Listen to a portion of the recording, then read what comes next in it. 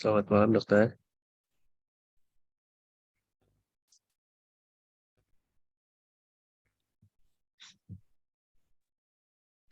Assalamualaikum dokter.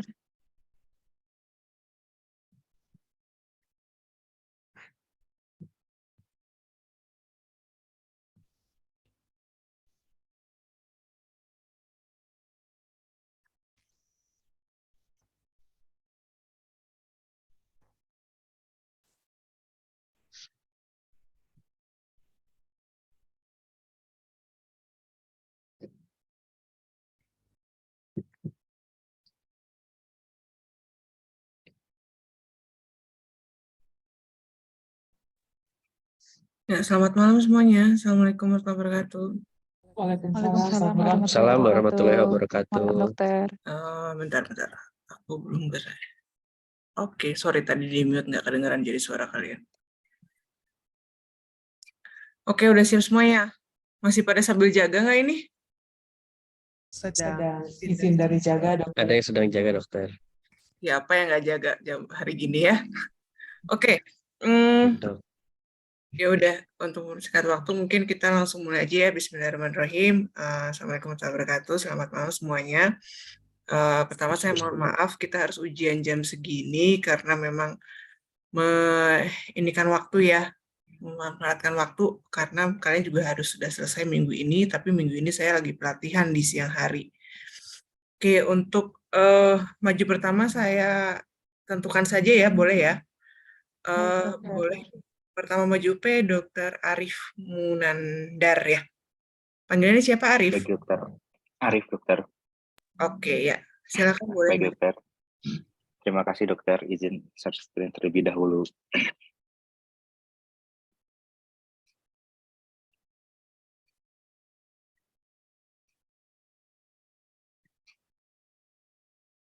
Baiklah. Assalamualaikum warahmatullahi wabarakatuh. Sorry, Selamat malam, dokter. sampai 15 menit ya? Lebih ya? Baik, dokter. Yang panjang. Ya, baik, dokter.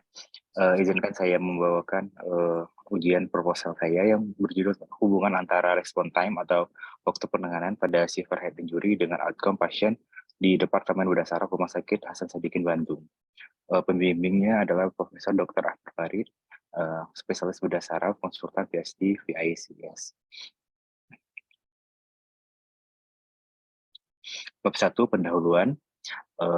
Cedera kepala didefinisikan sebagai suatu kerusakan kepala akibat kekuatan mekanik eksternal, seperti akselerasi ataupun deselerasi yang cepat, benturan, penetrasi benda asing, ataupun akibat ledakan gelombang. Nah, cedera trauma kepala dapat terjadi dari mana saja, antara pukulan sederhana sampai hingga cedera tembus ke otak.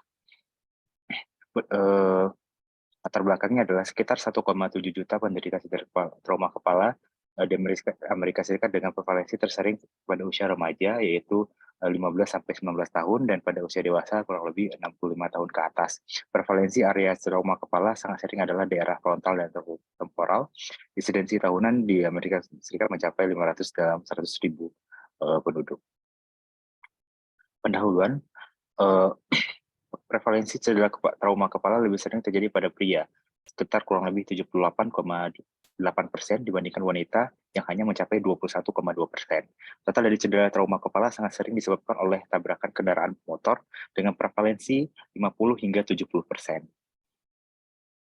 Sebanyak 21% kejadian cedera trauma kepala terjadi pada populasi anak-anak dan remaja, disebabkan akibat kegiatan olahraga dan tempat bermain. Cedera trauma kepala memiliki tingkat mortalitas kurang lebih 30 per 100.000 penduduk dengan sekitar 50.000 kematian setiap tahunnya. Sekitar 50% pasien yang meninggal terjadi pada beberapa jam awal. Angka mortalitas mulai meningkat sekitar 30 tahun, dengan persentase mortalitas tertinggi pada populasi lansia. Dikarenakan insidensi serta mortalitas dari cedera kepala yang berat masih cukup tinggi, serta perlunya tata laksana segera, maka penelitian ini dilakukan untuk mengetahui hubungan waktu penanganan atau respon time dengan outcome yang dilakukan tindakan operasi pada pasien cedera kepala berat di RSUP Dr. Hasan Sadikin. Identifikasi masalah.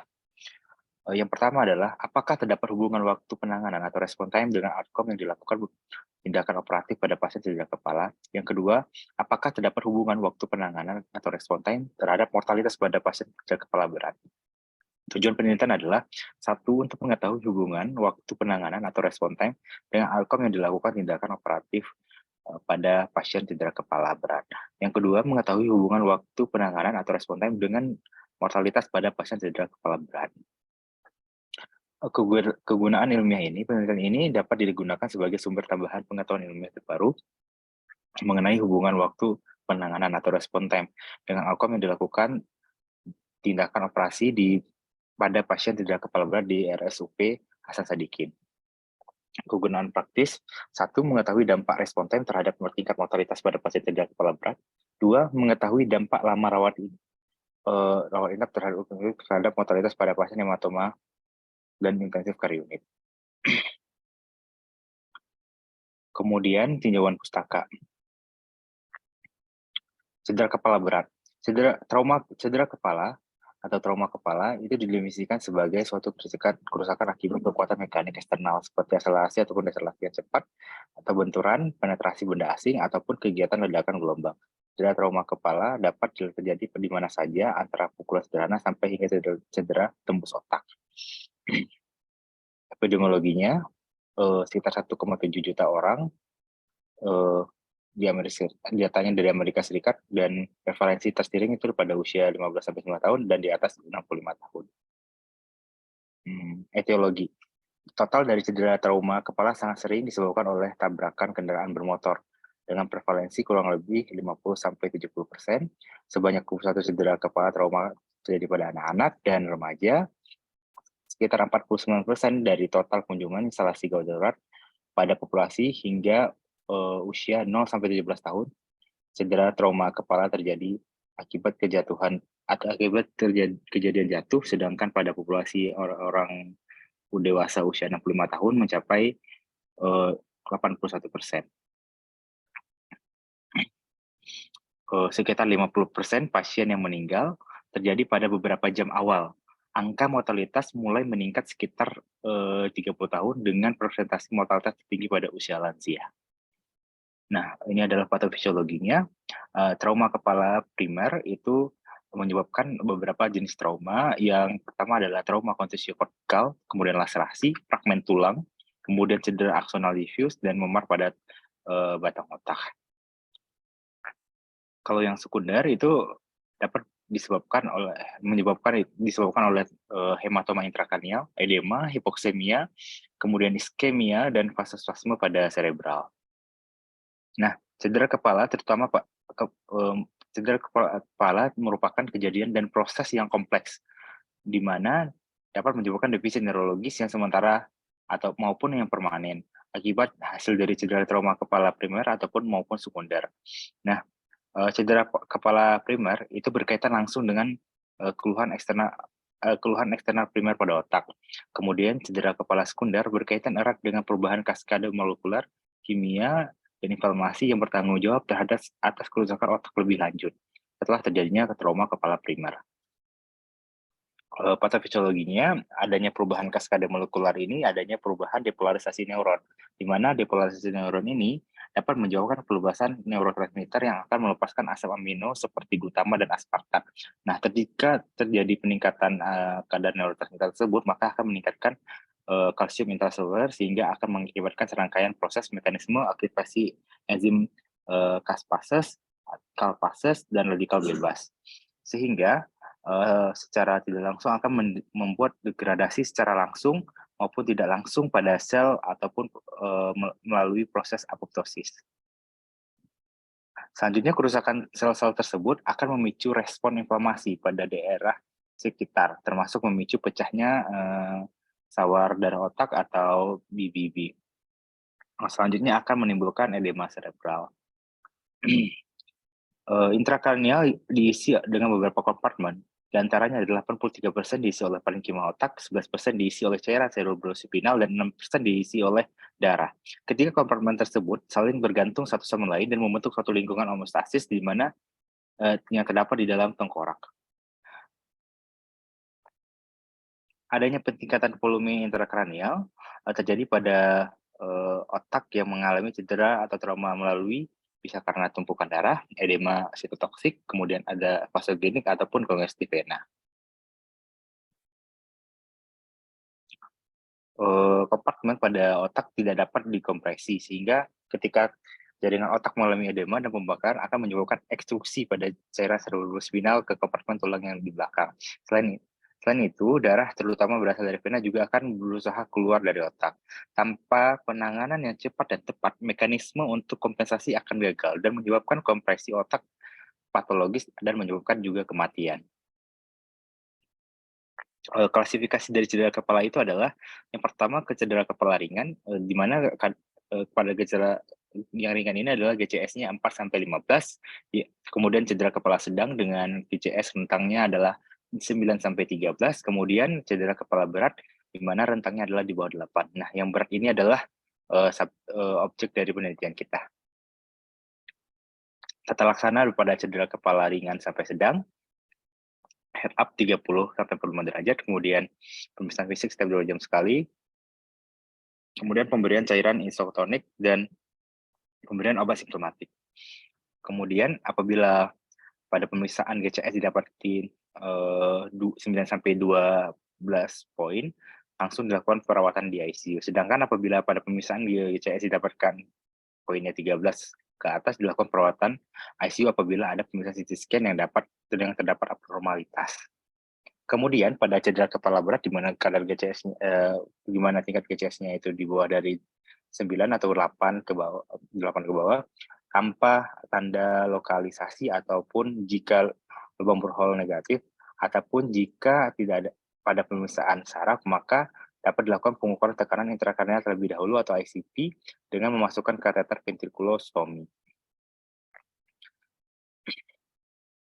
Kemudian seluruh rangkaian pelaksanaan atau untuk cedera trauma kepala berat dimulai dari triase, pelaksanaan sebelum masuk rumah sakit, semua bertujuan untuk mencegah terjadinya cedera terutama kepala sekunder.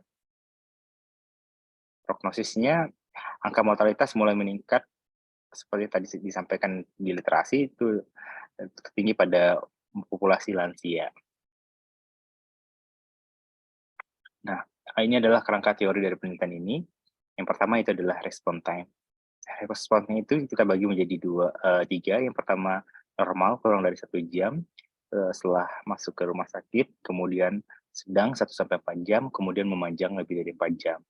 Nah, dari respon saya mulai lagi dari awal. Jadi ini adalah pasien trauma, kemudian trauma ini ternyata setelah kita periksa GCS-nya termasuk kategori cedera kepala berat, maka kita akan akan melihat apakah respon time-nya adalah normal, sedang atau memanjang. Kemudian setelah dilakukan tindakan, kita lihat apakah outcome-nya, bagaimana outcome-nya. Jika apakah meninggal, koma, sembuh dengan disabilitas berat, yang keempat membaik, yang kelima apakah sembuh total. Ini adalah kerangka konsepnya.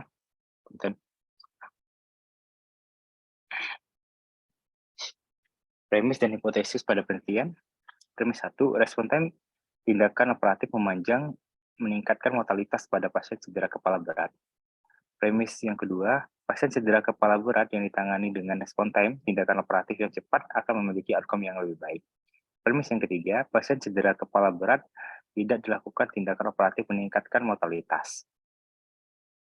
Di mana hipotesa H0-nya adalah tidak terdapat hubungan yang signifikan antara respon time dengan outcome.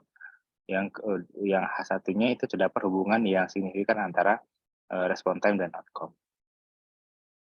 Metodologi penelitian, subjek penelitian adalah seluruh pasien trauma dengan cedera kepala berat yang ditangani di RSUP Dr. Hasan Sadikin pada tahun 2022.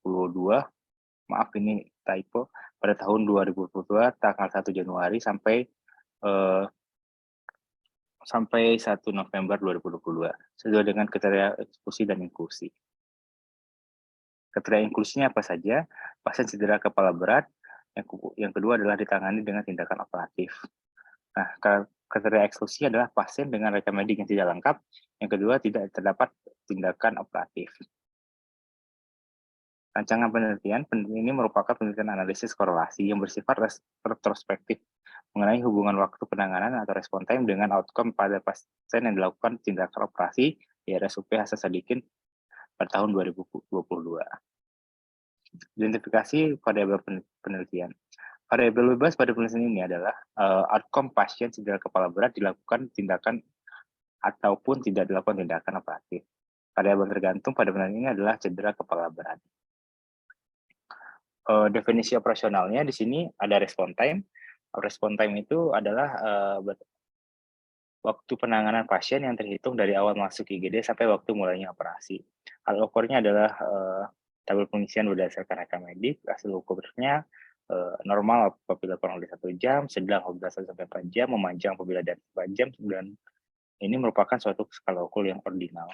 Kemudian yang kedua itu adalah Glasgow Outcome Scale,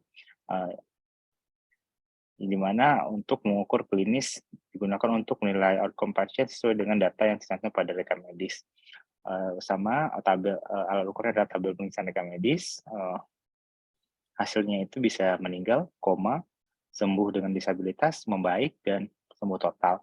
Skala ukurnya ini adalah skala ukur yang nominal. Nah, pengumpulan data. Pemilihan subjek dilakukan secara sistematis sesuai dengan pasien yang memenuhi kriteria inklusi. Data yang dikumpulkan berdasarkan dengan cara consecutive sampling, yaitu subjek penelitian diambil sesuai dengan kriteria inklusi dan eksklusi peneliti sampai jumlah sampel terpenuhi. Jumlah sampel itu adalah N, di mana N itu adalah jumlah sampel yang dibutuhkan penelitian ini, 3 ditambah taraf kemaknaan yaitu 5%, kemudian ditambah kekuatan uji yaitu 95%, dikuadratkan kemudian dibagi 0,5 dari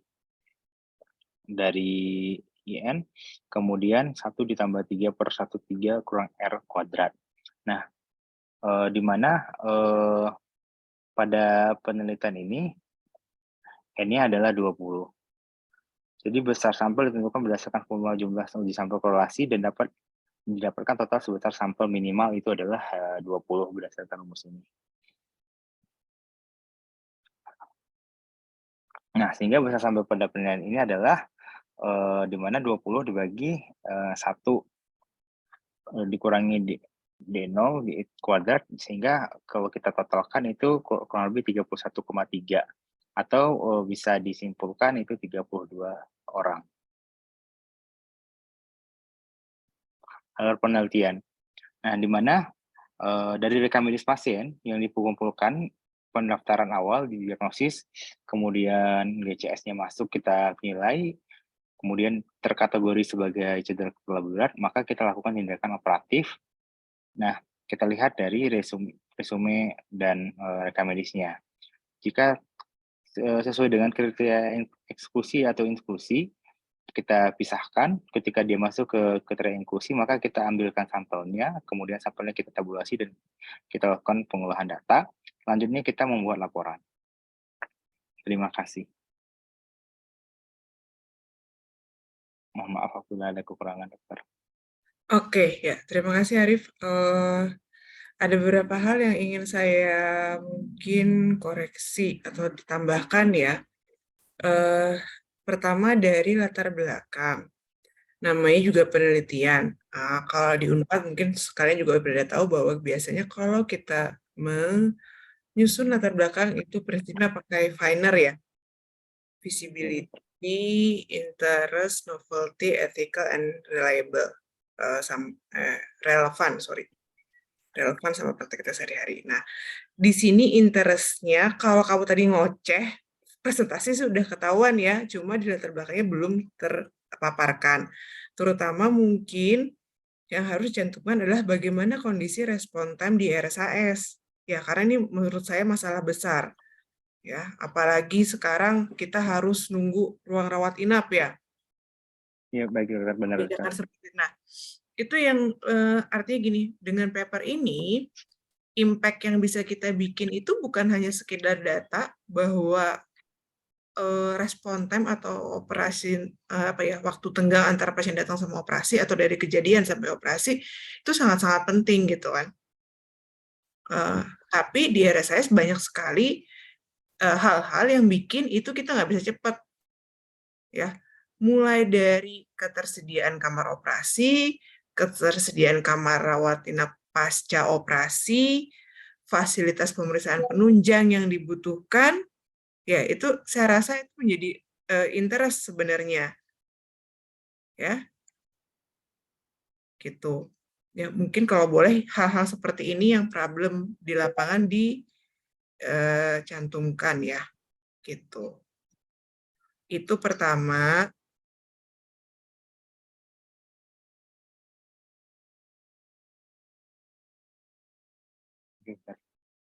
Terus,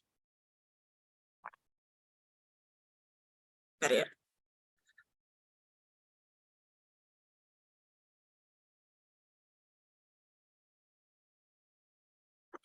Oke, terus wait. Catatannya ketutup. Nah, tinjauan pustaka saya nggak terlalu banyak bahas. Masuk ke premis. Nah, gini. Kamu kan ini sebenarnya bukan penelitian yang hanya karakteristik ya. Dia sudah ada analisisnya yaitu mencari korelasi. Ya. Sehingga di premis itu kamu harus memaparkan, ini sambil dengarnya yang lain ya, harus memaparkan bagaimana si respon time itu bisa, kan hipotesis kita bahwa respon time yang cepat akan memberikan outcome yang baik, gitu ya? Benar, Bapak. Ya. Ya, betul. Artinya di premis itu kamu bisa menjelaskan step by step secara teoritis bahwa respon time itu bisa memperbaiki outcome. Bukan seperti ini. Kalau seperti ini, jadinya adalah, ini mah udah jadi hipotesisnya ya. Sedangkan premis itu adalah tahap-tahap supaya si hipotesis itu bisa diambil. Mungkin contohnya gini, misalnya kamu tadi udah cerita tuh di dasarnya bahwa ketika ada injury, mekanisme injury seperti ini, terus kompensasinya terhadap jaringan otak seperti apa, edemanya seperti apa, kemudian dia ada penurunan kesadaran, ada herniasi, kemudian gimana dia jadinya tidak reversible kalau cederanya sudah lama. Dan ini semuanya bergantung sama waktu. Nah, step-step seperti itu yang dijelaskan di premisnya. Jadi mulai pasien trauma kepala yang terjadi adalah seperti ini, kemudian seperti ini, kemudian seperti ini. Sehingga di terakhir pasien bahwa kamu bisa ada mungkin kata-kata yang kira-kira menunjukkan bahwa kerusakan otak yang terjadi akan semakin parah dengan semakin lamanya cedera. Cukup sampai situ. Nah, kesimpulan bahwa respon time operasi yang cepat akan memberikan outcome yang bagus itu di hipotesisnya. Jangan sampai ada kata-kata hipotesis di premisnya. Kebayang nggak? Kebayang, dokter. Berarti premisnya nanti yang 1, 2, 3 ini akan diperbaiki ulang ya, dokter? Betul, supaya kamu bisa mencapai. Tapi, jadi kamu cerita misalnya dari pasien cedera kepala akan mengalami apa? Setelah itu dia apa? Setelah itu dia apa lagi? Ya kan? Sampai ada kata-kata bahwa kerusakan otak yang terjadi akan semakin parah jika pasien tidak segera menerima tata laksana operatif gitu misalnya. Gitu ya. Nanti baru disimpulkan di hipotesis. Tolong diperbaiki, mungkin koordinasi juga dengan Prof. Arit ya. Biasanya Prof. Arit udah cukup ngatur kok yang gitunya. Tuh, sama hipotesisnya juga di usulan penelitian itu kita tidak rasanya yang terbaru kita tidak menulis lagi H0 dan H1, tapi kita cukup menulis satu hipotesis. Yang tadi saya bilang, misalnya kamu bisa hanya bilang bahwa bentar.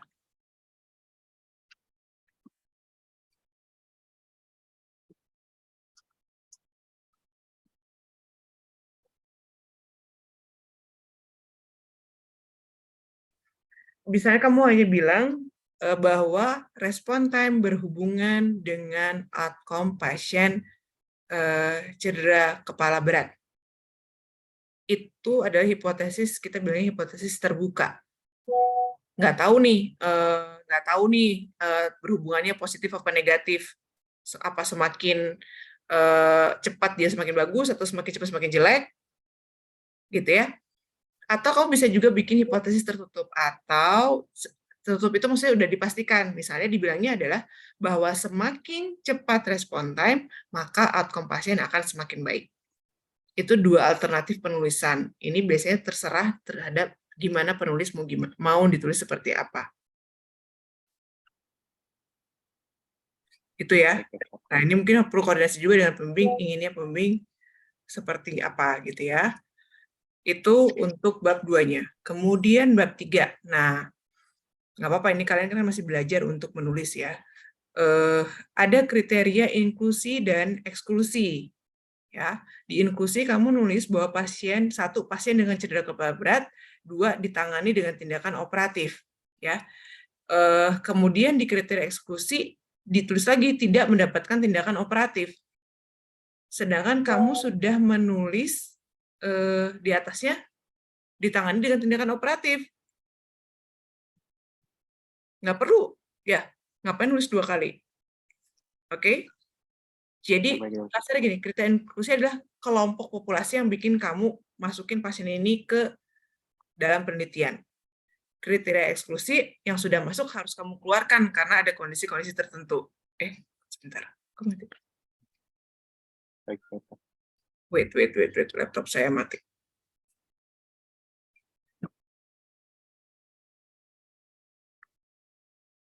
Nah, oke, udah nyala lagi. Saya mana tadi? Ya, itu ya. Jadi kalau misalnya bisa aja sih, ini juga bisa jadi satu kalimat, misalnya pasien dengan cedera kepala berat yang menjalani tindakan operasi. Ya. Sebenarnya kalau untuk kamu kan ini datanya data sekunder ya, karena dari rekam medis ya. Harusnya ya, kriteria inklusinya sih bukan pasien tapi rekam medis. Ya, jadi rekam medis pasien rekam medis pasien cedera kepala berat yang menjalani operasi gitu ya. Mungkin seperti itu. Baik, Pak.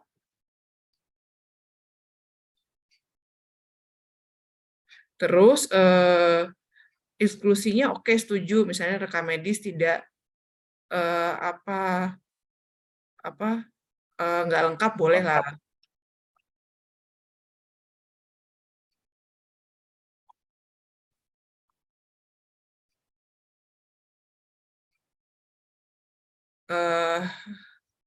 Kriteria inklusi lainnya apa ya? Ya biasanya kalau rekam medis sebatas itulah ya. Kecuali kalau misalnya kamu mau bilang pasien dengan riwayat diabetes mellitus gitu, atau pasien dengan riwayat stroke sebelumnya, atau pasien dengan usia sekian, itu bisa jadi kriteria eksklusi. Ya, karena kita tahu kalau secara fisiologis, misalnya orang tua, kemudian orang dengan komorbid yang berat, dia pasti juga mempengaruhi outcome tidak hanya dari cederanya. Gitu ya. Mungkin kalau misalnya mau dieksklusi boleh, tapi belum tentu juga harus dieksklusi. Tapi kalau kamu menambahkan kriteria eksklusi supaya lebih tidak ada pembias hasil penelitian, itu bisa. Ya, usul saya sih tidak hanya pasien dengan rekam medis tidak lengkap, tapi bisa kamu tambahkan, misalnya dengan usia lansia di atas 60 tahun, pasien dengan komorbid yang diketahui preoperatif atau perioperatif ya, jadi bisa diketahui sebelum atau sudah operasi, itu bisa menjadi salah satu kriteria eksklusi. Ya, terserah ini mau ditambahkan apa tidak. Itu, oke, tolong catat ya sama direkam juga ini ya. Kemudian saya mau koreksi variabel penelitian. Nih, kamu menyebutkan bahwa variabel bebas adalah outcome, sedangkan variabel tergantung adalah cedera kepala berat. Kalau menurut kamu, ini kan dari judul udah ketahuan ya, bahwa kamu lihat, tapi respon time sama outcome kan? Kira-kira Iya benar itu. ya, yang kira-kira bakal fix yang nggak akan berubah yang mana? Yang nggak bakal berubah respon time. Iya respon time. Ya, respon time. Yang nggak bakal berubah itu variabel bebasnya. Yang tidak bebas dari pengaruh apapun. Sedangkan variabel tergantung adalah variabel yang akan dipengaruhi oleh variabel bebas. Gitu ya. Jadi kalau dibilang variabel bebas ya harusnya variabel bebasnya adalah apa? Outcome dokter. Variabelnya outcome. Variabel bebasnya jadinya ini. Punten dokter. Variabel bebasnya adalah apa? Respon time. Respon time-nya. Ya, variabel tergantungnya adalah apa? Outcome. Outcome-nya. Pasien cedera kepala berat mah populasinya. Ya, jadi tolong ini diperbaiki karena kebalik. Ya. Punten dokter. Oke, nah kemudian definisi operasional sebenarnya tidak hanya dua ini. Yang kalian masukkan di definisi operasional penelitian adalah definisi dari komponen-komponen yang kamu tulis di kriteria inklusi. Ya, biasanya di situ ada populasinya. Kemudian kriteria hal-hal komponen yang kamu masukkan di kriteria eksklusi. Di situ juga harus ada definisinya, jadi orang tahu mana yang dikeluarin. Kamu juga ada definisi operasional dari variabelnya itu sendiri. Jadi outcome itu apa, respon time itu apa, outcome itu apa, itu harus ada definisi operasionalnya. Ya, jadi nggak cuma dua ini nih.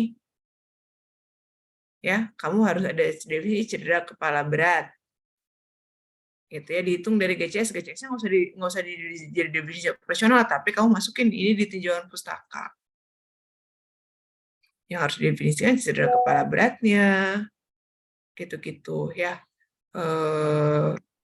Kemudian tadi kalau misalnya kamu masukin usia sama komorbid gitu itu juga didefinisikan menegakkannya dari mana gitu. Kemudian respon time sendiri dan outcome sendiri itu apa ya? Kamu mau nilai outcome-nya apa, pasiennya meninggal apa? Outcome itu mortalitas, meninggal atau tidak, atau misalnya ada komorbid apa? Misalnya outcome itu kan bisa dari mortalitas, bisa dari length of stay, ya, bisa lama perawatan di ICU misalnya, gitu ya, atau sequelae pasca trauma, komplikasi segala macam, itu bisa dicantumkan yang kamu mau teliti outcome-nya itu apa aja, ada definisi operasionalnya. Kenapa saya bilang gini, saya nggak tahu kamu mau meneliti outcome-nya apa, karena tidak ada tabel modelnya. Ya, apa sih sebenarnya mau diteliti di outcome? Apa, Rif? Kalau saya pertama itu dokter sequelnya dokter. Kemudian sequelnya itu apa aja? Punten dokter. Kalau secara garis umum yang akan kita itu apakah dia sembuh total, kemudian apakah sembuh dengan sequelae ataupun kematian. Nah, yang sequelae ini biasanya masih belum, sebenarnya kalau dari peneliti, ini kan saya ngambil jurnal dokter, dari peneliti sebelumnya belum mencantumkan sequelae-nya dokter. Jadi saya masih sendiri berdasarkan teori, saya masih sequelae-nya apa aja? Bisa hemiparesis, bisa gangguan panca indera, termasuk di situ adalah gangguan penglihatan, gangguan penciuman, ataupun gangguan bicara. Ya itu makanya. Terus apa lagi?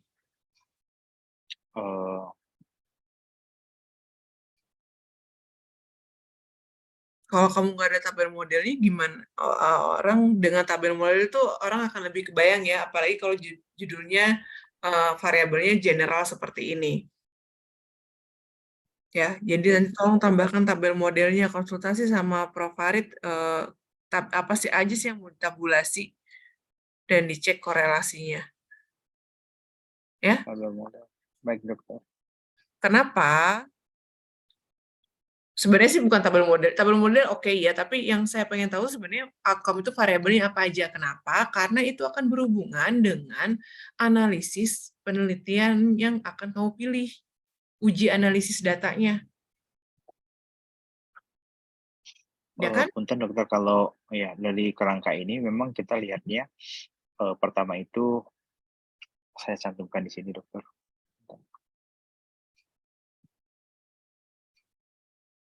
Outcome itu sebenarnya meninggal, sembuh dengan disabilitas, membaik atau sembuh total. Dokter. Ini yang saya ambil karena di rekam medis kita tercantum ini dokter. Jadi saya bisa melihat langsung dengan dari rekam medisnya dokter. Ya, nah kamu harus tahu uji analisisnya apa yang membuat data seperti ini. Sekarang Kemarin juga responden dihitung dalam apa waktu? Punten dokter? Respondennya dalam diukur dalam waktu. Waktu cuman waktunya itu kita bagi jenjangnya dokter. Oke, berarti datanya jadi kategori kan? Iya, kategori ordinal dokter. Oke, yang outcome-nya juga kategori. Kalau outcome ini kan meninggal, kalau ya kategori tapi nominal dokter. Iya, kategori iya dan tidak kan? Masing-masing kan? Iya benar. Iya. Nah, sekarang uji analisisnya apa? Karena kamu masukkan tulisannya adalah data yang terkumpul dilakukan uji normalitas data terlebih dahulu. Jika hasil uji normalitas menunjukkan distribusi data normal, maka dilanjutkan dengan uji korelasi Spearman. Benarkah seperti itu? Benar dokter. Dari mana? Yang uji normalitas data numerik apa data kategorik? Oh iya, numerik dokter. Terus? Salah dong berarti UP-nya kalau uji penelitiannya salah. Akan dikoreksi dokter.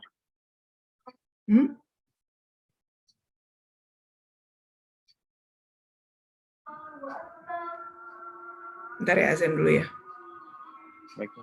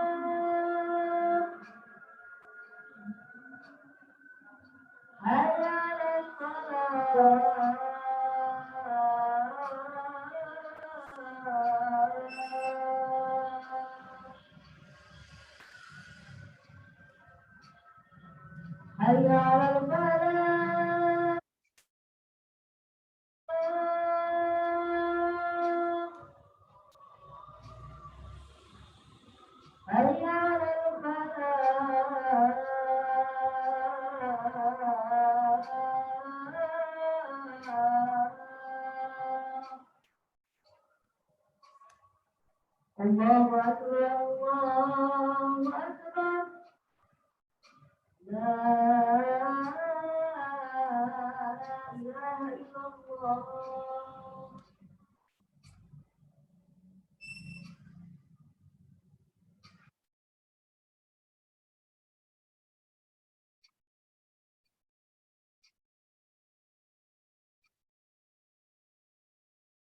Ya, itu ya. Div, itu koreksi dari saya. Tolong dicatat dan saya minta tolong diperbaiki. Oke. Baik dokter. Target kalian kan yudisium ya? Hari Rabu ya? Baik dokter. Oke, Iya, Rabu. Ya, sebelum itu tolong koordinasi kontak Prof. Farid sebagai pembimbing dan hal seperti itu tolong dikoreksi ya.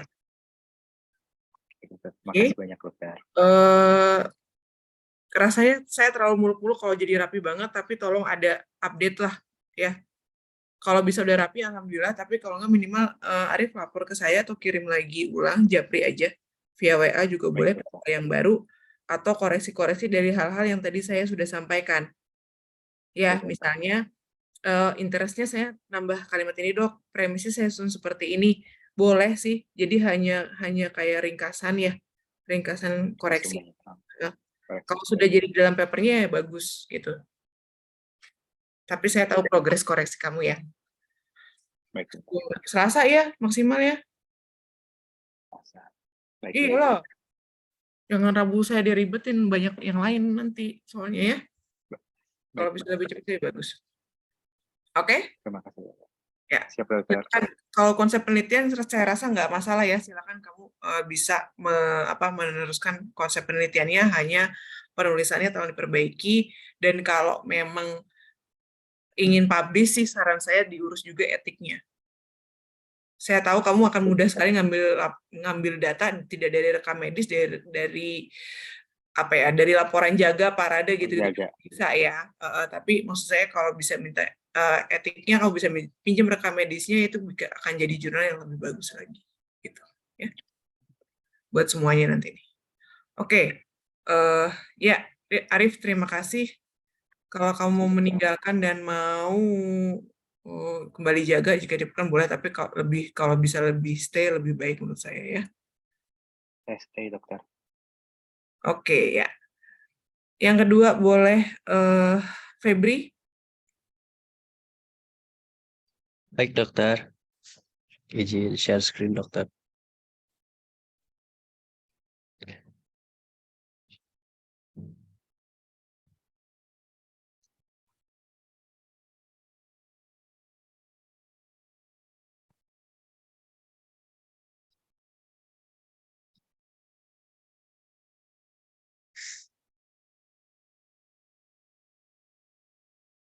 Ya.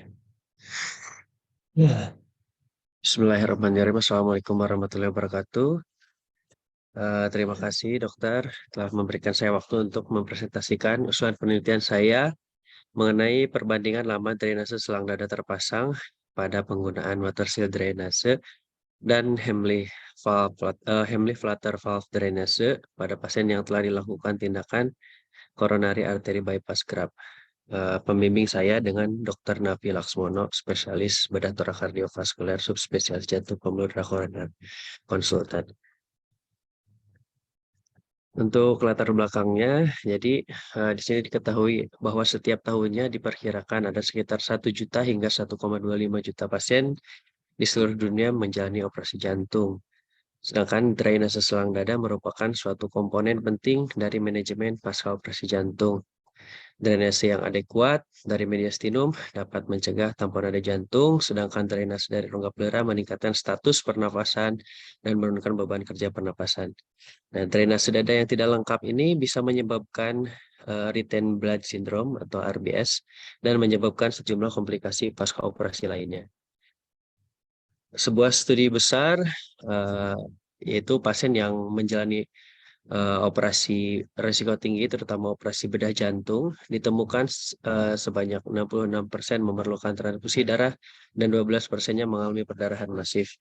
Perdarahan yang berlebihan menyebabkan peningkatan transfusi darah dan tingkat operasi torakotomi berulang yang lebih tinggi, serta pemakaian alat ventilasi mekanis dan perawatan di ruang intensif yang lebih berkepanjangan, sehingga ini bisa meningkatkan lama rawat, risiko kematian yang lebih tinggi, serta peningkatan jumlah biaya perawatan yang harus dikeluarkan. Nah, sebuah studi besar. Nah, pada akhir prosedur operasi jantung, 2 atau 3 selang dada ditempatkan di ruang mediastinum untuk terus memantau kehilangan darah pasca operasi dan untuk mencegah pengumpulan darah yang tidak diinginkan, terutama di ruang perikardial. Nah, jenis selang dada yang sering digunakan pada saat ini ada dua. Yang pertama itu adalah yang paling sering itu adalah water seal drainage.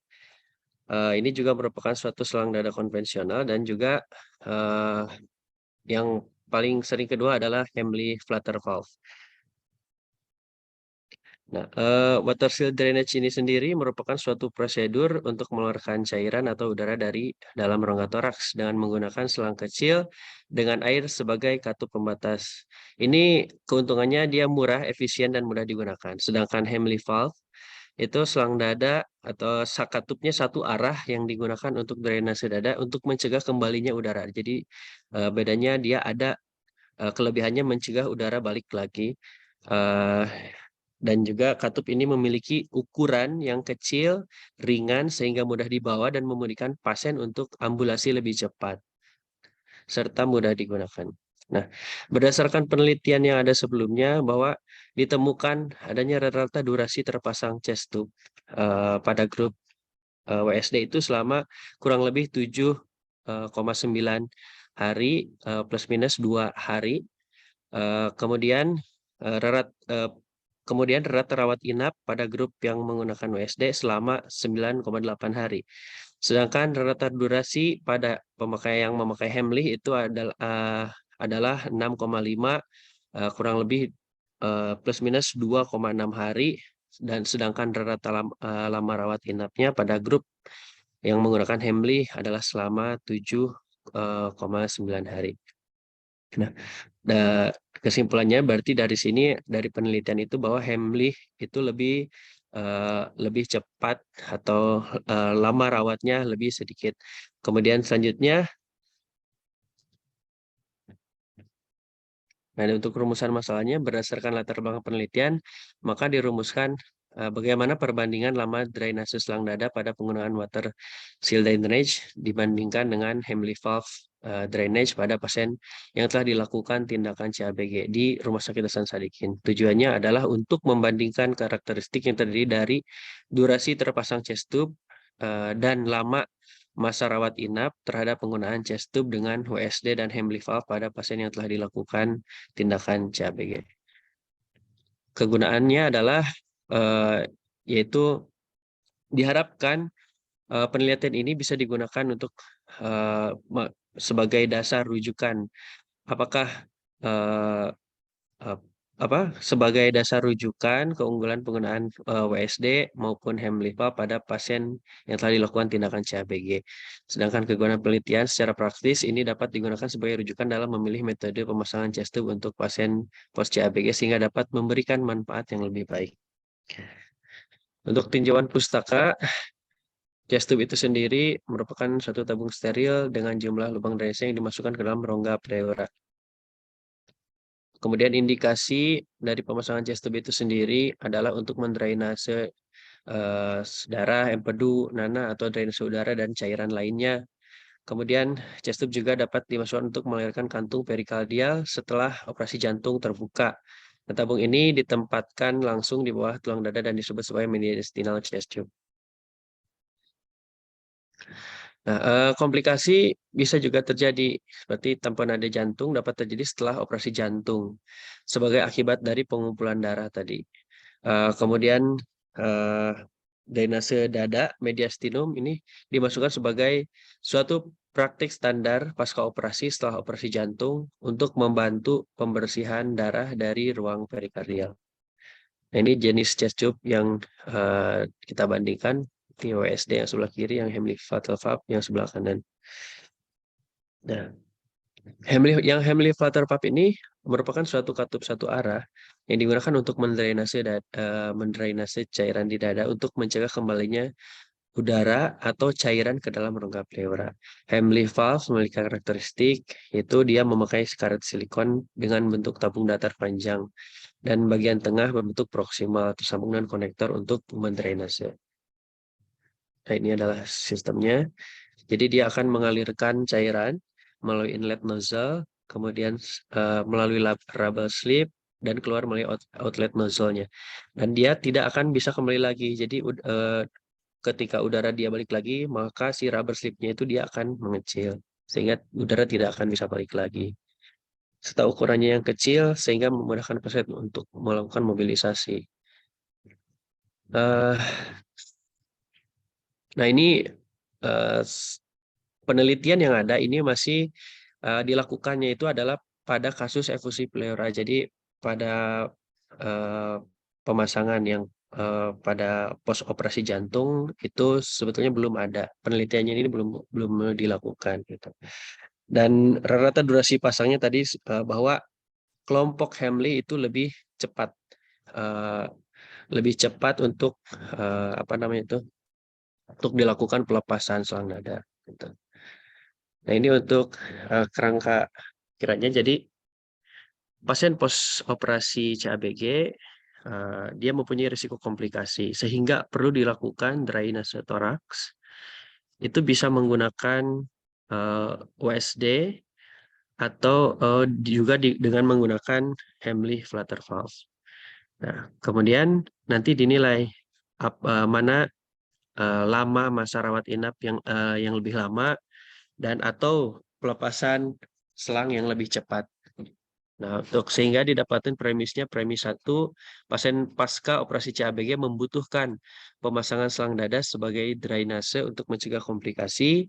Premis 2-nya itu adalah WSD memiliki keuntungan lebih efisien, aman, dan harga terjangkau. Sedangkan premis 3-nya, WSD memiliki beberapa kekurangan, seperti bentuk tabung yang berukuran besar, sehingga membatasi mobilitas pasien, dan perlunya ada penjepitan selang selama transportasi atau mobilisasi pasien, sehingga menyebabkan ada risiko paru-parunya akan menjadi kolaps, serta pembentukan klot-klot darah. Nah, penempatan tabung USD-nya ini harus selalu dijaga pada posisi yang lebih rendah daripada pasien. Kemudian selanjutnya, apabila dipasang dari continuous suction, itu bisa menyebabkan suatu kebisingan. Premis selanjutnya bahwa Hamley valve ini dibandingkan WSD tadi, dia mampu mengurangi masa durasi terpasang selang dada dan mempersingkat lama rawat inap di rumah sakit. Sehingga premis 5, Hamley valve dapat menyebabkan obstruksi katup akibat bekuan darah, sehingga terjadi kolaps katup dan bisa terjadi sumbatan drainase balik cairan atau udara dari katup dan berisiko terjadi pneumotoraks.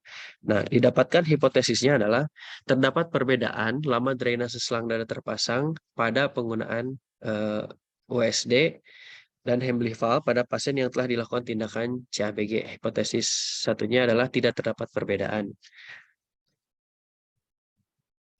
Kemudian untuk metode penelitiannya, untuk subjek penelitiannya, populasi penelitian itu adalah pasien yang melakukan tindakan CABG, yang telah dilakukan tindakan CABG, dengan setelahnya itu dilakukan pemasangan WSD dan Hamley flutter valve di Rumah Sakit Hasan Sadikin. Periode 1 tahun yaitu Januari 2002 dan sampai Desember 2022.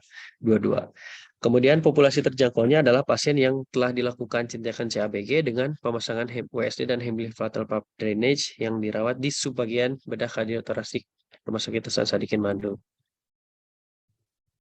Untuk kriteria inklusinya adalah pasien yang terpasang selang dada intrapleura dan belum pernah dilakukan tindakan pleurodesis pada perawatan sebelumnya. Kriteria eksklusinya adalah pasien yang telah dilakukan CTT menggunakan WSD, kemudian ditemukannya air bubble. Kemudian pasien dengan kejadian hematotoraks masif pasca operasi, dan pasien yang hanya terpasang selang dada substernal, dan pasien dengan kelainan faktor koagulasi pasca operasi. Penentuan besar sampelnya itu adalah untuk desain penelitian itu sendiri, ini merupakan suatu penelitian dengan non-desain khusus. Penelitiannya berupa analisis numerik yang tidak berpasangan, sehingga perhitungan jumlah sampelnya ini dihitung berdasarkan estimasi proporsi. Kemudian rumus besar sampel untuk uji hipotesis antara dua populasi dari sampel size 2.0 ini dari rumus Hosmer dan Lemshow. Kemudian untuk rumusnya ini adalah sebagai berikut, dengan proporsi variabel yang diteliti yaitu 0,5, sehingga didapatkan besar sampelnya itu adalah 25 dengan taraf kepercayaan 95% dan kuasa uji power test 90%, dan jet alfanya 1,96, untuk jet betanya 1,28.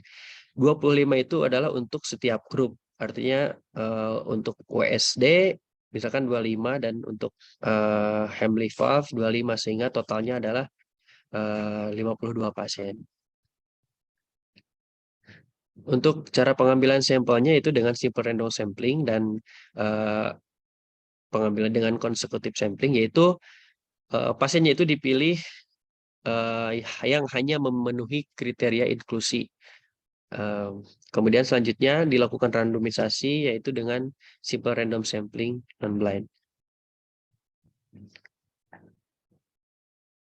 Nah, untuk pengambilan sampelnya itu penderita kemudian ada dua kelompok ya, kelompok A tadi yang dipasang pasien dilakukan CTT dengan menggunakan WSD dan pasien yang dilakukan CTT dengan menggunakan Hemley valve. Rancangan penelitiannya ya ini adalah observasional prospektif cohort.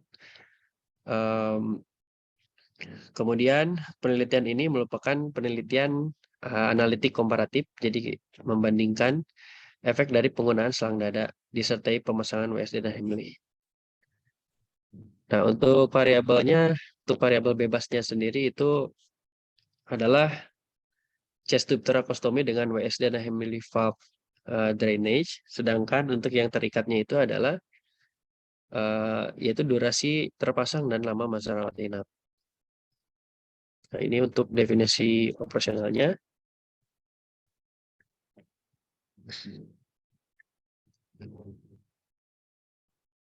Jadi untuk terutama yang pentingnya adalah durasi terpasang CTT, itu adalah start waktu sejak awal pasien terpasang chest tube sampai dilakukan AF dari chest tube-nya itu.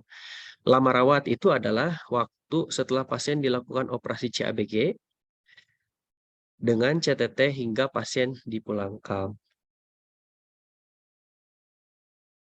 Nah, ini adalah cara kerja dan teknik pengumpulan datanya, yaitu seluruh pasien dengan yang menderita angina pectoris dan terdiagnosis infak miokard yang masuk melalui poli atau IGD, RSAS, kemudian dikonsulkan ke divisi bedah toraks. Kemudian dilakukan penegakan diagnosis, kemudian ditetapkan penderita dengan kriteria inklusi dan kriteria eksklusi. Serta selanjutnya dilakukan pemberian info konsen apakah bersedia atau tidak untuk dilejikan subjek penelitian. Dan selanjutnya penderita yang memenuhi kriteria itu dibagi menjadi dua kelompok tadi. Dan selanjutnya tindakan CTT dilakukan, itu bisa dilakukan oleh residen bedah yang dilakukan yang telah memiliki kompetensi untuk melakukan tindakan CTT atau oleh konsultan bedah kardiotoraksi. Sebetulnya ini lebih ditekankan oleh dokter bedah jantung, sedangkan CABG itu dilakukan oleh dokter konsultan bedah kardiotoraksi. Kemudian untuk kelompok A dan B, tindakan CTT dan CABG dilakukan di kamar operasi dengan monitoring yang ketat. Dan selang dadanya itu di AF apabila produksinya dia sudah kurang dari 100 ml per 24 jam. Pada pengulangan cairan pleural 3 hari berturut-turut. Kemudian selanjutnya dilakukan pengumpulan data, analisis data, dan penelitian penelitian. Ini ada alurnya adalah seperti ini. Nah, kemudian selanjutnya data-data yang sudah didapatkan tadi kita masukkan ke dalam SPSS, kemudian dilakukan uji normalitas data, yaitu dengan menggunakan Shapiro-Wilks. Kenapa? Karena setiap kelompok memiliki data kurang dari 50. Pada kondisi normal, uji parametrik T tidak berpasangan dapat dilakukan. Namun jika tidak normal, itu bisa uji non-parametrik menjadi pilihan. Gitu. Nah, untuk menilai prognostik, masing-masing grup dilakukan uji Friedman. Kemudian selanjutnya, nilai uji statistikanya itu dianggap bermakna jika nilai P kurang dari sama dengan 0,05. Dan pengolahan data ini dilakukan menggunakan SPSS versi 225.0. Nah, ini yang dilakukan adalah dilakukan editing data, coding data, serta entry data. Nah, untuk waktu dan tempat penelitian Januari sampai Desember 2022, Januari 2022 sampai Desember 2022 di divisi kardio bedah toraksik.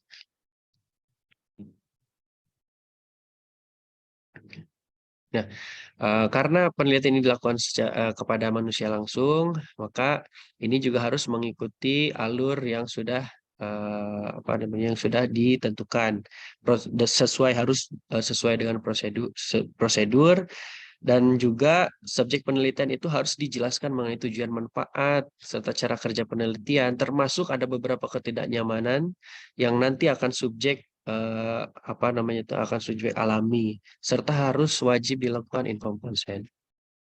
Nah, seluruh informasi yang didapatkan ini harus dijaga dengan sebaik-baiknya. Ini untuk aspek etiknya, dan juga ada risiko penelitiannya, itu adalah pasien dilakukan ronsen sehingga bisa terjadi radiasi sinar X. Dan apabila sudah disetujui, maka penelitian ini bisa dimulai. Disetujui oleh komite etik. Nah, ini untuk dummy tabelnya seperti ini. Ya, sekian presentasi dari saya. Apabila ada koreksi, Dok. Terima kasih.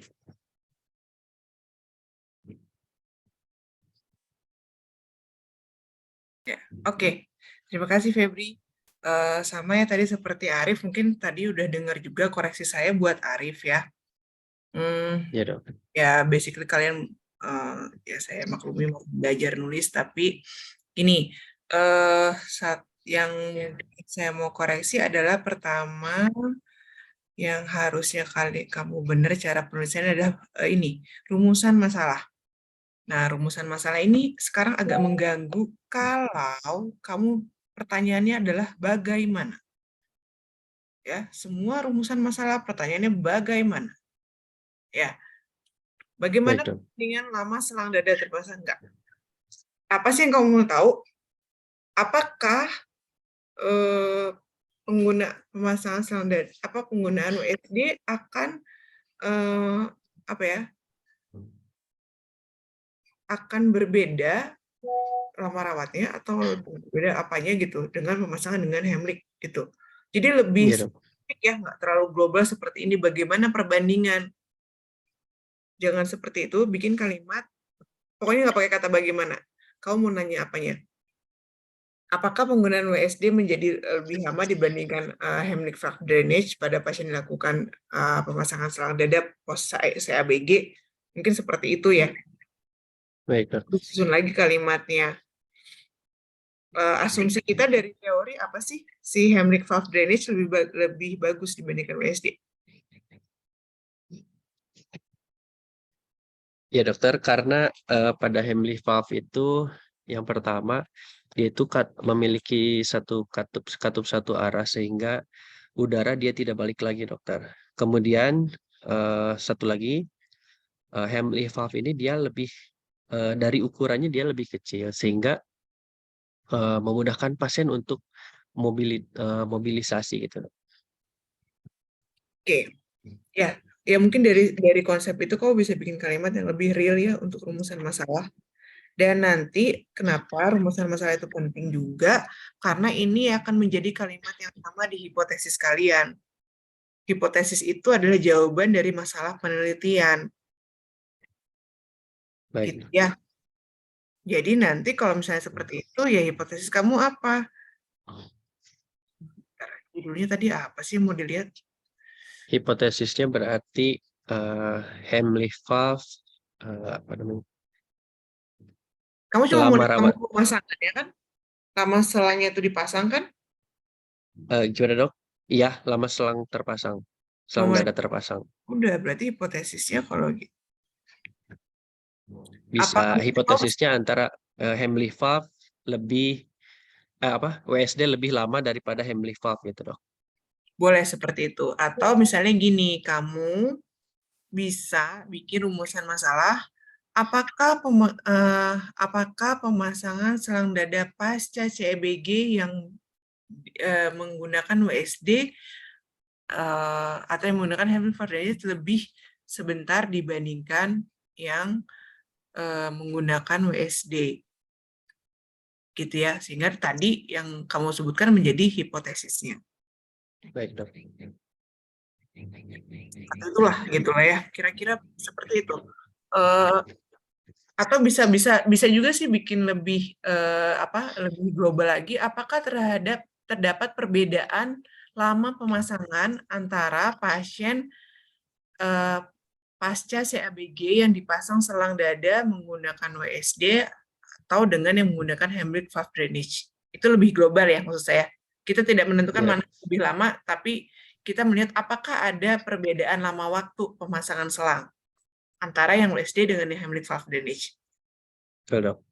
Gitu ya, bisa seperti itu. Nanti hipotesisnya juga disesuaikan bahwa terdapat perbedaan lama waktu pemasangan selang dada pasca CABG yang menggunakan WSD dengan yang menggunakan Heimlich valve drainage. Gitu Baik, ya, Dok. kalimatnya tolong diperbaiki. Nah, balik lagi, saya mah merhatiinnya premis sama hipotesis. Menurut kamu premis kamu udah benar belum, Feb? Kalau dengar penjelasan saya ke Arif, Belum, Dok. kira-kira harusnya gimana? Saya lihat.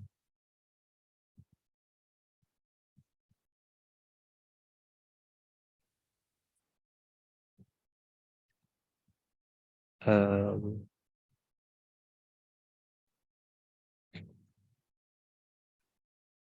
Harusnya kamu menjelaskan bagaimana sih mekanisme drainase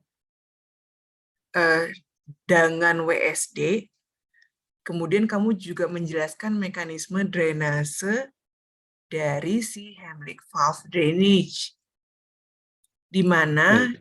ya menjelaskan drainase WSD sama Heimlich valve drainage itu nggak usah satu premis ya, boleh masing-masing 2 atau 3 premis.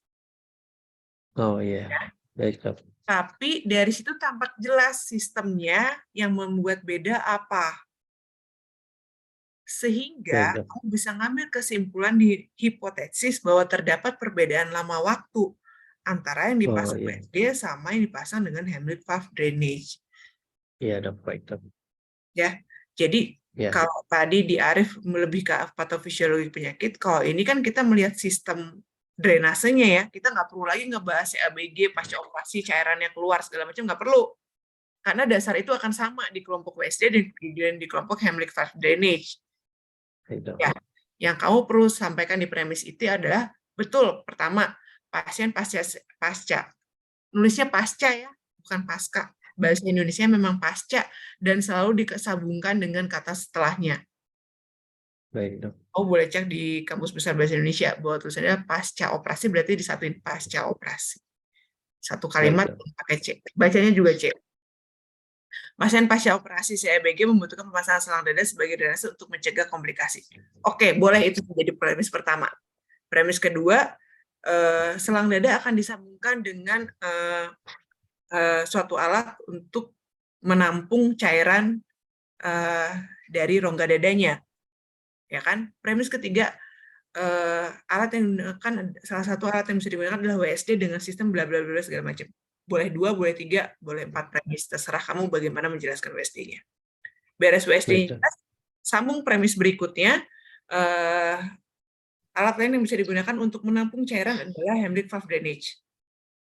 Premis bawahnya Heimlich valve drainage adalah seperti ini, sistemnya seperti ini, bla bla bla, sampai kamu bisa jelaskan apa bedanya WSD sama Heimlich dari masing-masing premis. Premis itu boleh banyak. Baik. Ya, nggak harus cuma 4, 5, nggak. Mau 9, 10, mau lebih juga boleh. Tapi benar-benar step by step. Baik, Dok. Tuh ya. Satu lagi yang bisa kamu tarik mundur adalah, tadi kan hipotesis, terus kita tarik mundur ke premis. Kamu bisa tarik mundur premis-premis ini ke kerangka pemikiran. Saya udah nggak baca lagi kerangka pemikiran, ya, soalnya pada nggak ada. Pada nggak jelas. Pesannya gini, satu premis itu menjadi satu inti paragraf di kerangka pemikiran. Ya. Jadi kalau kamu bisa bilang premis satu adalah pasien CABG membutuhkan pemasangan selang dada sebagai drainase untuk mencegah komplikasi. Ini adalah inti paragraf pertama dari kerangka pemikiran kamu. Ya, nanti premis kedua juga begitu. Itu adalah inti dari kerangka paragraf kedua dari kerangka pemikiran. Gitu ya, nyusunnya itu kasarnya seperti itulah buat kalian bantu awal-awal nyusunnya. Jadi Baik, nggak, Dok. kalau kamu cuma bikin kerangka pemikiran 1 halaman, ini kan setengah-setengah ya, 1 halaman seperti ini, rasanya sih memang kurang. Terus yang dijelaskan di sini hanya jenis selang dada yang dipakai adalah si WSD dan si Heimlich valve drainage ini. Tapi kamu nggak menjelasin fungsinya Oh iya, Dok. Baik, Dok. dan mekanisme drainase justru itu yang penting. Kita nggak perlu mencantumkan penelitian hasil orang di sini di kerangka pemikiran, karena kerangka pemikiran adalah dasar teori yang membuat kita yakin bahwa kedua device ini tuh berbeda. Membuat pembaca juga yakin bahwa kedua device ini akan berbeda. Kita nggak perlu data penelitian. Data penelitian hanya ada di latar belakang sebagai pemicu interest. Dia perlu diteliti lagi kalau ada kontroversial, sama ada di tinjauan pustaka. Tapi di kerangka pemikiran kita udah nggak bicara penelitian orang lain. Baik, Jarang Dok. lah kita bicara penelitian orang lain. Ya, sama dengan Arif tadi, kalau kerangka pemikirannya, kalau premisnya dibenerin, pasti kerangka pemikirannya juga harus ikut dibenerin, karena dia menjadi satu benang merah. Oke, itu ya. Terus kita masuk ke bab 3. Bab 3, ya sama lah ya.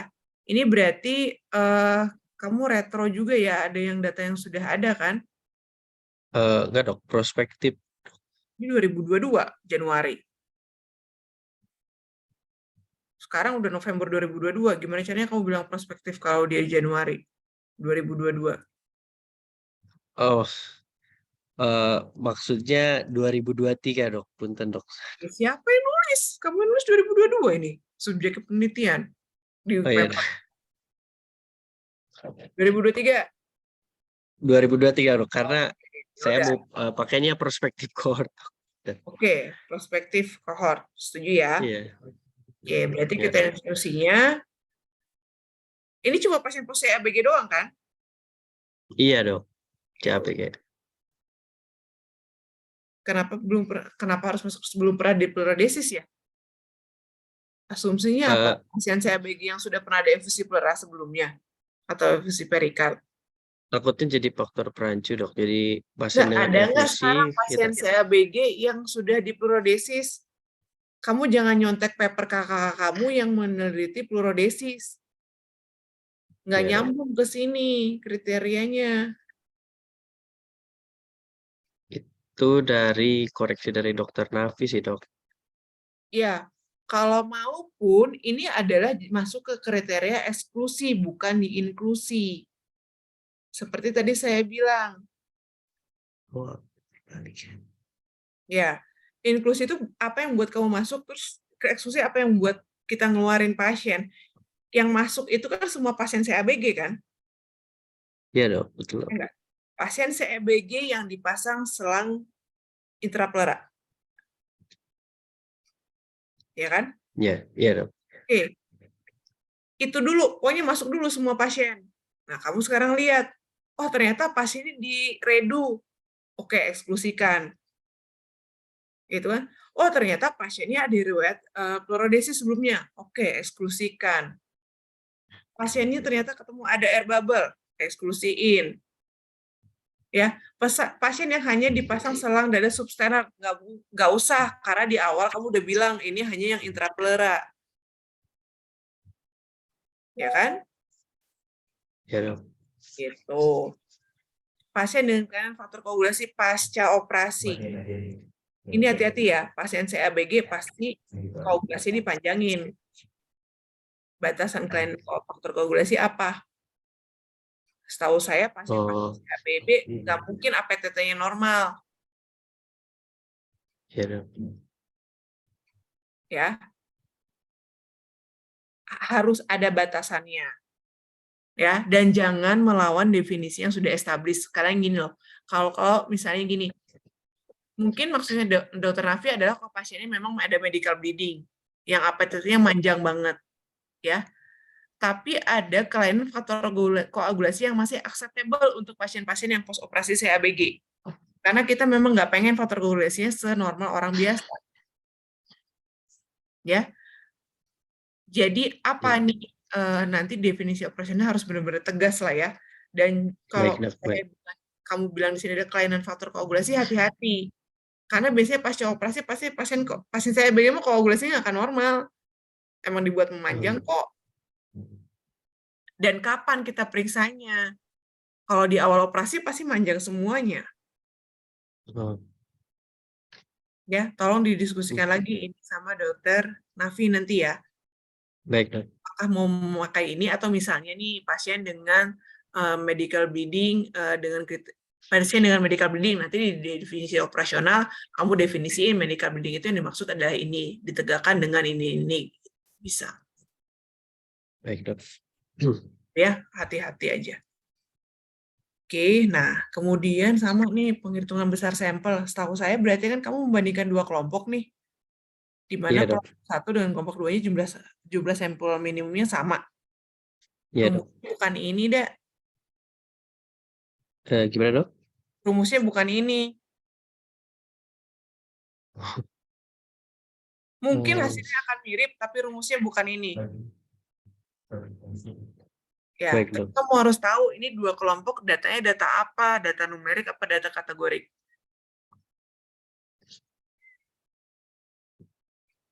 Iya, Dok. Yang kamu mau teliti datanya numerik apa kategorik. Data kategorik, Dok. Kategorik apa? Eh, Antara WSD, pasien pos CABG menggunakan WSD dengan pasien pos CABG menggunakan Hemley, dan Yang kamu hitung apanya? lama rawatnya itu dikategorikan, Dok. Misal kurang dari 7 hari dan lebih dari 7 hari gitu. Kamu mau ngitung lama rawat apa lama pasangnya selang? Kalau di judul lama pasangnya selang. Eh, Untuk prognostik, jadi kata dokter Napi mungkin nanti kita bisa tambahkan lagi katanya tuh. Tapi yang dicantumkan yaitu aja yang lama selang dada terpasang gitu. Sebentar. Kalau kamu menambahin hasil penelitian boleh, nggak masalah. Tapi itu hanya tambahan dan tidak akan dianggap valid. Yang mau diteliti harus valid. Syarat dia valid, metodenya harus benar. Makanya tentuin kamu mau meneliti yang mana. Jangan nambah-nambahin dulu, tapi nggak tahu yang mau diteliti yang benar yang mana. Baik, Dok. Yang mau diteliti yang mana? Yang lama selang dada terpasang, Dok. Lama terpasang. Kamu mau ngitungnya Ya, Dok. dalam satuan apa? Hari, jam? Hari, Dok. Hari. Datanya apa? Kategorik apa numerik? Kategorik, Dok. Kategoriknya mau dikategorikan seperti apa? Mungkin untuk referensinya nanti saya ini lagi, Dok. Nggak bisa, kamu harus nentuin sekarang. Karena kamu harus nentuin. Kalau misalnya kategorik, rumus sampelnya apa? Kalau numerik, rumus sampelnya apa? Akan berbeda. Iya. Itu makanya penting untuk tahu. Ngapain kamu nulis kalau metodenya nggak benar? Percuma. Baik, baik. Apakah harus dikategorikan? Bisa nggak sih cuma dihitung aja berapa hari gitu? Emang berapa lama masang selang? Kalau lihat penelitian sebelumnya sih, Dok, itu ada yang 7 sama 9 hari, Dok. Kamu tahu nggak sih Jadi selang yang CABG di RSS tuh hari kedua, hari ketiga juga ada yang udah dicabut? oh, iya. Iya. Apakah benar akan dikategorikan? Apakah tidak? Itu pertanyaan saya ya. Iya, Dok. Apakah akan dikategorikan? Apakah akan diambil numeriknya aja harinya? Nanti kamu tinggal ada hasil rentangnya, ratanya sama mediannya dites. Beda nggak antar dua kelompok? Iya. Kenapa? Kalau tadi kamu bilang kategorik, kamu bilang di uji analisisnya dengan metode numerik. Tuh rancangan analisis. Ada uji normalitas, dipakai uji Mendeley dan chi-square, sama T-parametrik berpasangan, ini buat numerik. Ya. Baik, Dok. Baik, aku bertanya, kamu mau meneliti apa, bakal dibentuk datanya seperti apa, karena akan ngaruh semuanya. Nggak bisa jalan penelitian kalau tidak ditentuin. Ya, Siap, Dok. mau ditentuin malam ini atau mau konsultasi dulu? Konsultasi dulu, Dok. Oh, konsultasi ya. Sama kayak tadi Ya, Dok. Arif ya, saya minta ininya ya. Kenapa Arif tampangnya jadi berbeda? Kapan dia ganti? Mohon Kamu maaf pilih dokter. ya. Kenapa device kamu? Ya dok, laptop saya kameranya ada problem dok. Saya pakai izin pakai yang Arif. Oh iya, iya, oke. Iya. Mohon maaf dok. Baru baca chatnya, nggak apa-apa. Oke, ya gitu ya. Ya Feb ya. Baik, So, Dok. konsultasi Baik, dulu Dok. sama Dr. Nafi supaya ininya kita bisa benerin nih. Ya. Baik, Dok.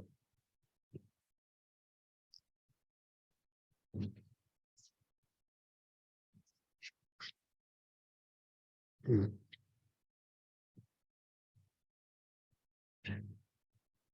Betul.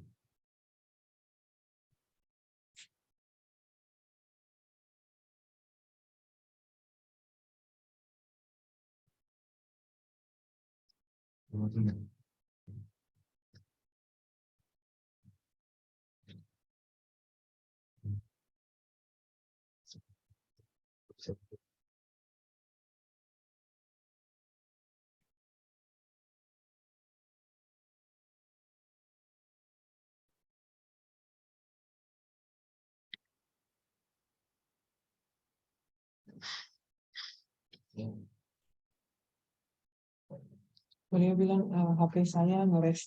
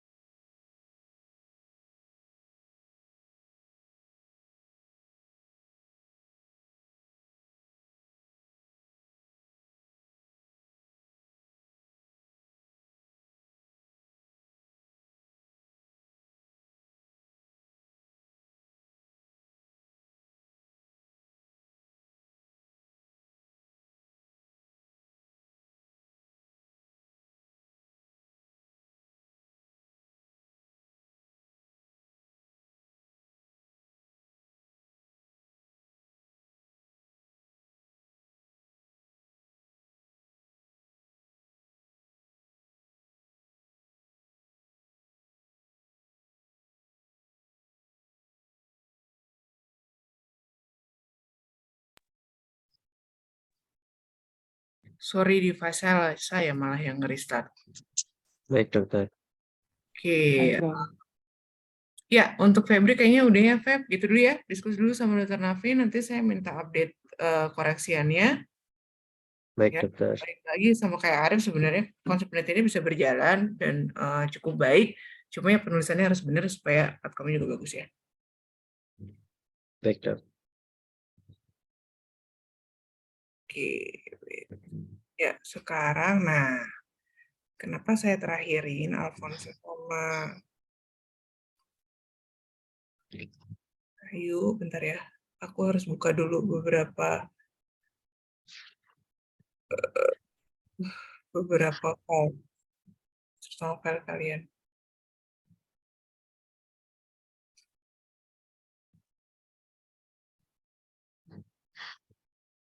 Kalian tahu nggak sih kalau kita tuh bisa ngecek similarity sama online source.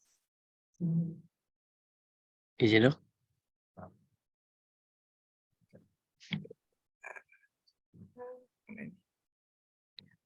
Ya, kita tuh bisa ngecek similarity. Ya, di stop share boleh, Febri? Saya mau ngebahas Baik dong. sama punya Ayu. Wait, aku share screen ya. Boleh hostnya di enable scene sharing nggak?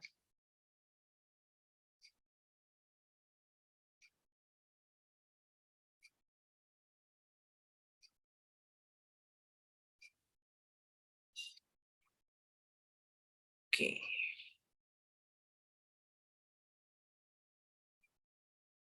Share. Aku share dashboardnya aja ya.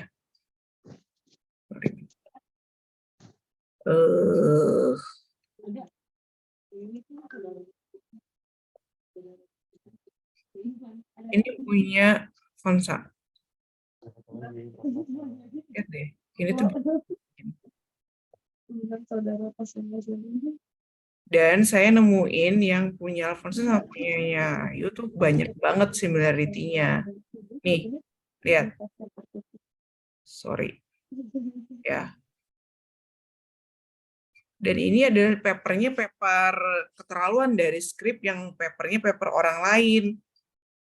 Sama mirip isinya. Ini detailnya saya nggak daftar. Ya. Tapi intinya mah ketahuan lah sama pisan gitu. Tuh, dari konsensus blogger lah, dari apalah gitu ya. Jadi saya nggak mau terima paper seperti ini.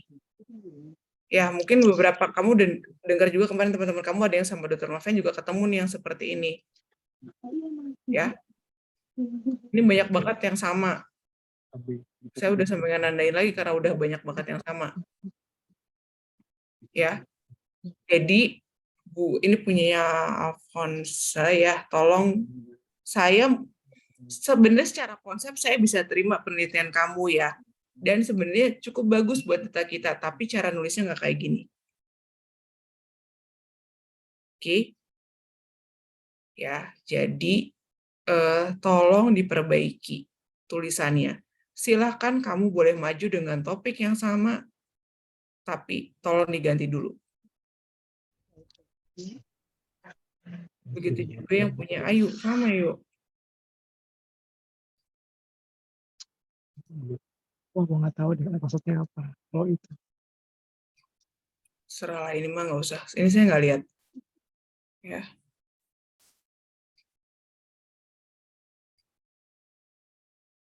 Ini begitu kamu teori, ini semua yang saya kuning itu sama. Dan sumbernya sama, sumber-sumber blog kayak gitu tuh. Dari blog semuanya.